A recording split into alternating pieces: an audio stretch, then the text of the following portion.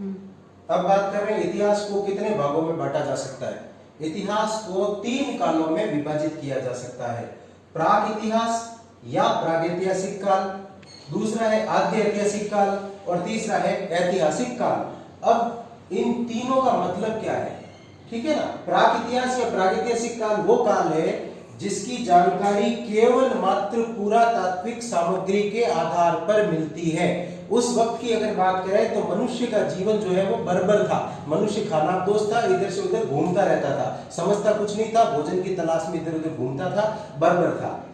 फिर दूसरा जो इसका काल है आद्य ऐतिहासिक काल। आद्य ऐतिहासिक काल के अंदर इसकी खासियत ये है कि इस काल को समझने के लिए जो है पुरातात्विक सामग्रियां भी उपलब्ध है और साहित्यिक सामग्री भी उपलब्ध है, लेकिन साहित्यिक सामग्री का इस्तेमाल नहीं हो पाया। कहने का मतलब है लिपि नहीं पढ़ी जा सकी। तो इसमें ध्यान रखना, आदि ऐतिहासिक काल के अंदर पुरातात्विक साधन भी मौजूद है, साहित्यिक साधन भी मौजूद है, लेकिन साहित्यिक साधन का उपयोग नहीं हो पाया।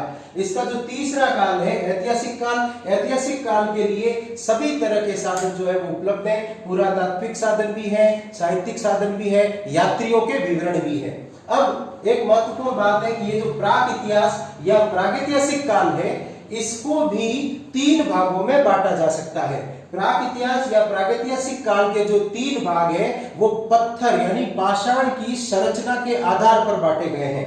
पूरा पाषाण काल, मध्य पाषाण काल, नव पाषाण काल अथवा उत्तर पाषाण काल। इसमें मानव जीवन में जो सबसे ज्यादा तरक्की हुई है वो तरक्की नव पाषाण काल में हुई है। मनुष्य के शुरुआती आविष्कार जितने भी हैं वो अधिकतर नव पाषाण काल में हुए हैं, जैसे खेती बाड़ी, एक स्थान पर रहना, ये सारे जो मनुष्य ने काम किए और मानवीय संस्कृति और सभ्यताओं का जो उद्भव हुआ है वो नव पाषाण काल अथवा उत्तर पाषाण काल में हुआ है।